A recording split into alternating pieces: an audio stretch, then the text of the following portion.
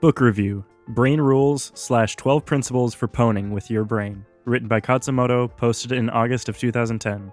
The book is called Brain Rules, the reader is called Khatzumoto, and the innocent bystander in all this is you. Let the opinionating begin. Smiley face. Title: Brain Rules. Author: John Medina. Language: Japanese. Translation of an English language book. Fiction or nonfiction? Nonfiction. Other info. This book has a really cool companion website. Pros: clear, level-headed, while also optimistic. A refreshing break from the, hype you sometimes get with personal development books. Comes with a DVD.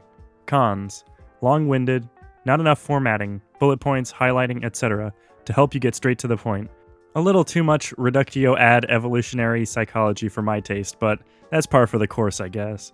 DVD has no Japanese audio, only English audio and Japanese subs. Hardcover: that's annoying. I cannot carry this spiel around. Dang.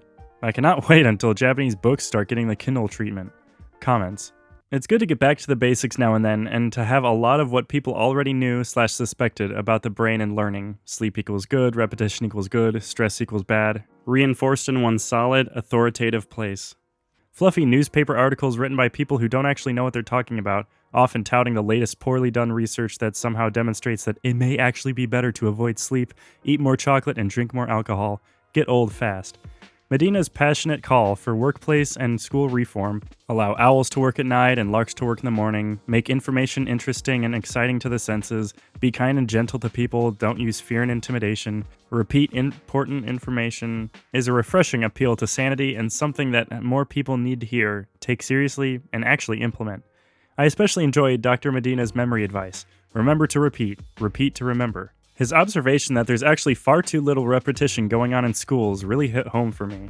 I wonder if the good doctor knows about SRS, because he should totally get all up on that. Ultimately, I'm of the opinion that in many countries and in most cases, school does more harm than good and we'd be better off without it, or with a radically reduced, elective version of it. Certainly we could do better than the glorified prisons we have now. Compulsory schooling, fail, libraries, win. But yeah, anyway.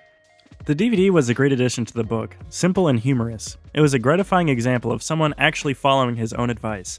We don't pay attention to boring things. To learn better, stimulate more of the senses. Like I said, the book was a bit long-winded for me. It feels like it could have gotten to the point much quicker than it did. Coming from me, that really is the pot calling the kettle black, so deal with the irony as you will, hee. Personally, I got most of the DVD and website, so if you do get the book, get it for the DVD. You could also get the audiobook, currently only available in English as far as I know, and play it at a high speed or something. I've never actually read the English version of the book, so it could be the case that the translator didn't have time to chew the book down into smooth, fluid Japanese.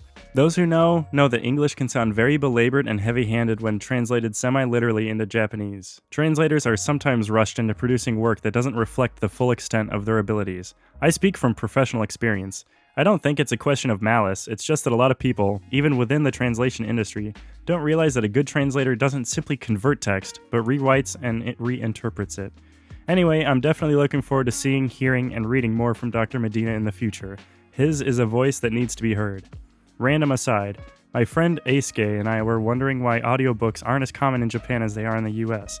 We concluded that it must be because so many people use trains here. While people in rural areas move primarily by car, all Japan's major urban centers have excellent public transportation networks up and running. You'll notice that people in trains are always busy reading newspapers, manga, and bunkobons, so there's simply not as much absolute need for non-text books.